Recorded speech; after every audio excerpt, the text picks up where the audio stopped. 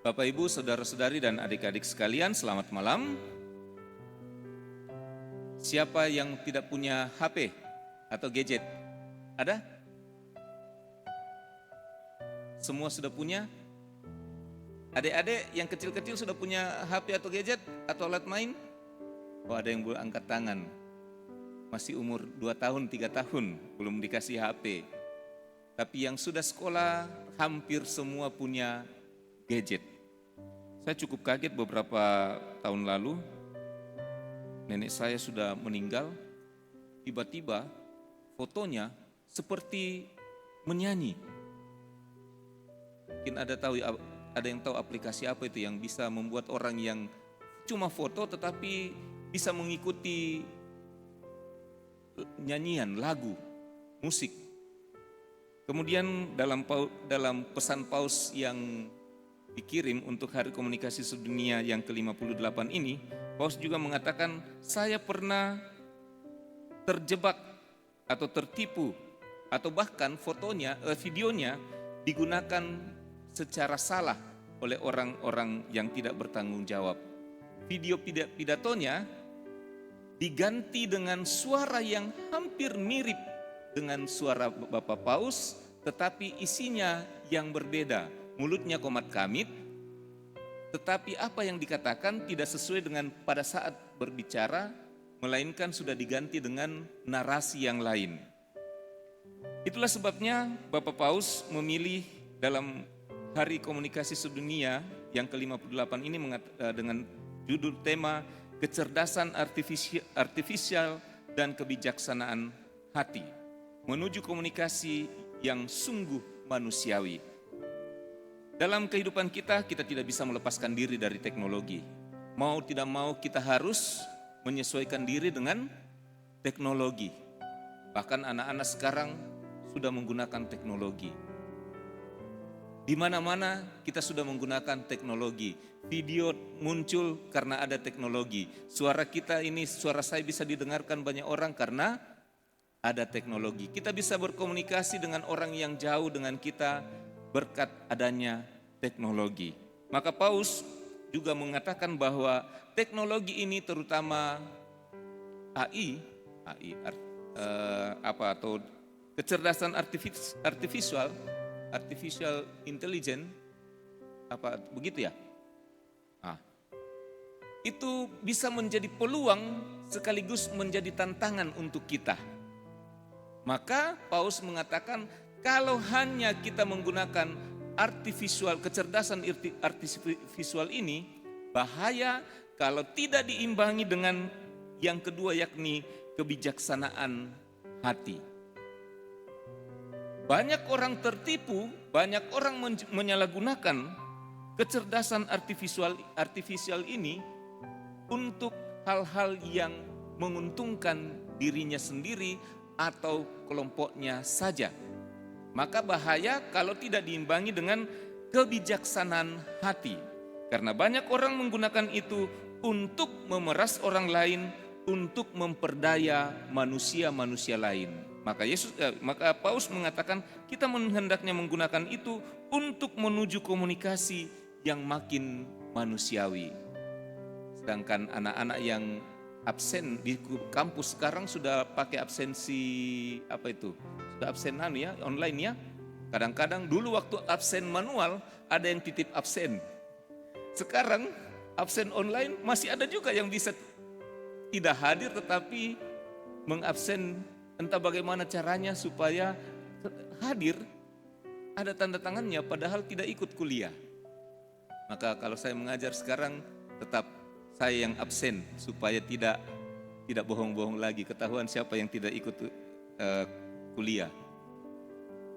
Kita seringkali menggunakan semuanya itu kecerdasan terutama teknologi artifisial untuk hal-hal yang hanya menguntungkan diri kita.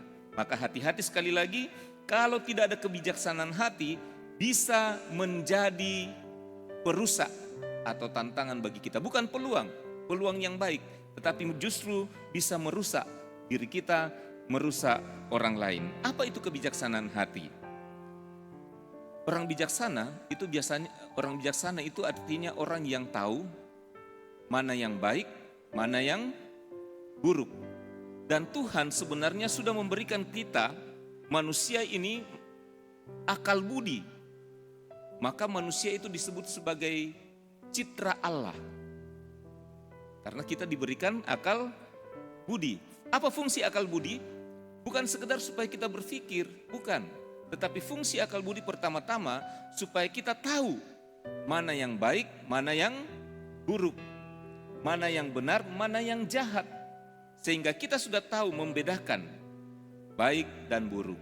Akhirnya kita diarahkan untuk melakukan yang baik dan kita dihindarkan untuk tidak melakukan yang jahat. Itulah kebijaksanaan sebenarnya. Maka ketika kita sudah tahu bahwa salah, tapi kita masih tetap melaksanakan, itu tanda ketidakbijaksanaan.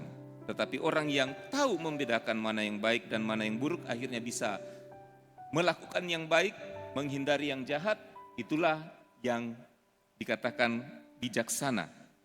Maka Paus sekali lagi menekankan supaya kita bisa betul-betul dalam hari komunikasi sosial sedunia ini, betul-betul menggunakan teknologi itu untuk yang baik, harus didampingi dengan kebijaksanaan hati. Jangan hanya untuk kesenangan kita sendiri. Nah, anak-anak ini biasanya gunakan HP-nya untuk apa? Untuk apa? Hanya untuk main game. Kalau bapak-bapak biasanya gunakan HP-nya untuk apa? Apa? Untuk kerja, ya. Kalau istri gunakan HP-nya untuk apa? Apa? Untuk mengawasi bapak-bapak. Ya, untuk kerja juga, untuk komunikasi, untuk bisa bercanda, bergurau dengan teman-teman dan besti-besti yang lain. Kalau anak-anak muda gunakan HP-nya untuk apa?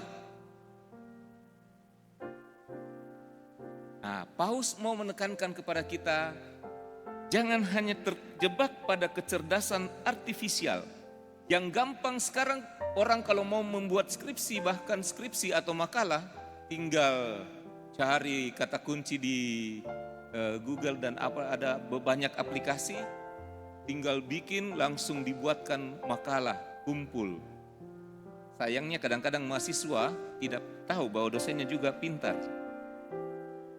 Karena kadang-kadang 5 mahasiswa, kenapa sama semua makalahnya ini? Cuma ganti nama dengan nomor mahasiswa. Tidak tahu bahwa dosen baca semua juga. Akhirnya ketahuan, oh ini diambil dari internet.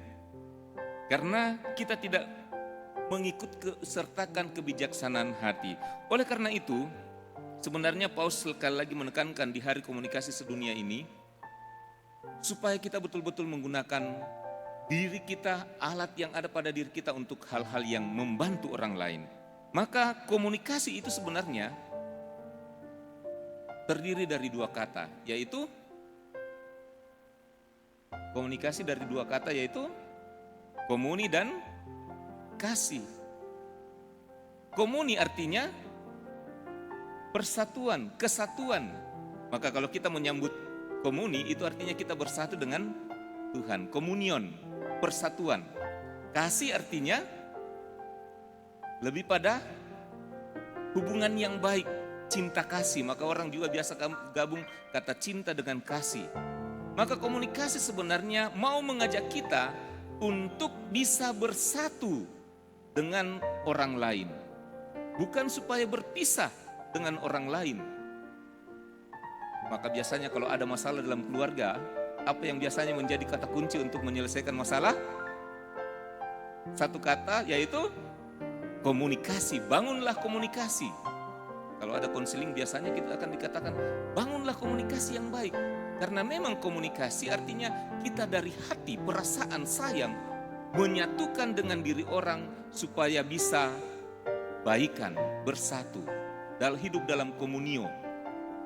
Dan itu sangat jelas diungkapkan dalam bacaan yang kedua tadi oleh surat yang pertama Yohanes Maka surat yang pertama Yohanes mengatakan, Allah begitu mengasihi kita, maka haruslah kita juga saling mengasihi. Karena kunci supaya komunikasi bisa jalan dengan baik adalah saling mengasihi.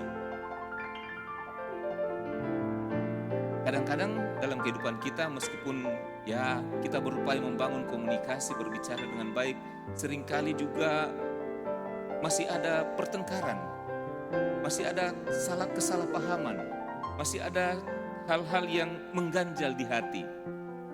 Oleh karena itu, kalau bacaan kedua belum sampai terbangun, laksanakanlah bacaan Injil.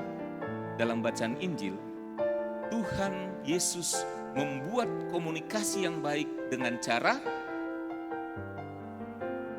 bagaimana caranya Tuhan Yesus membangun komunikasi yang baik? Apa? Dengan cara berdoa. Yesus membangun persatuannya yang baik dengan Bapa melalui doa. Dan juga persatuannya dengan para murid-muridnya dengan doa. Maka di dalam bacaan Injil tadi dikatakan, dalam perjamuan malam terakhir, Yesus menengadah ke langit dan berdoa bagi semua muridnya. Doa adalah sarana komunikasi paling mujarab dan paling ajaib di dunia ini. Kalau kita punya HP, punya gadget, belum tentu berfungsi kalau tidak ada pulsa atau paket data. Sedangkan doa itu alat komunikasi yang paling ajaib yang bisa kita gunakan dimanapun. Tidak perlu ada tower atau sinyal. Tinggal tutup mata, lipat tangan, lalu kita berdoa. Langsung terkonek, terhubung, tersatu. Ada komunion antara Bapa dan yang dengan diri kita dan juga dengan orang-orang yang kita doakan. Maka kalau kita sudah mengupayakan tadi dalam bacaan kedua untuk bisa berkomunikasi kan dengan tanda ya, bisa dengan bahasa atau isyarat, tanda-tanda yang lain itu komunikasi, dengan tulisan itu juga komunikasi. Kalau itu tidak mempan, laksanakanlah yang dilakukan oleh Yesus, yakni berdoa. Kadang-kadang ada orang sakit hati, baku bombe-bombe, baku camba-camba. Apa bahasa Indonesianya baku bombe ya? Tidak saling berbicara. Ada yang sudah berupaya untuk memulai berbicara, membangun komunikasi. Tapi kadang-kadang sulit, karena yang satu masih tetap sakit hati. Apa yang harus kita lakukan? Mungkin kita sudah mengupayakan supaya saling mengasihi. Kita memulai berbicara. Nah, hal itu akan menjadi sempurna ketika kita melaksanakan teknologi yang paling ajaib, paling mujarab, yakni doa. Tutup mata, lipat tangan, connect dengan Allah di surga, kemudian doakan orang yang masih membenci kita. Dan mudah-mudahan melalui komunikasi itu kita bisa membangun komunion, kesatuan dengan orang lain, dan hidup kita juga menjadi baik. Jelas pesan Paulus bagi kita, gunakanlah teknologi dengan baik, bukan hanya menggunakan alatnya, tetapi perlu kebijaksanaan hati supaya kita memanusiakan orang lain, dan akhirnya hubungan kita dengan mereka juga menjadi baik, menjadi satu. Tuhan memberkati.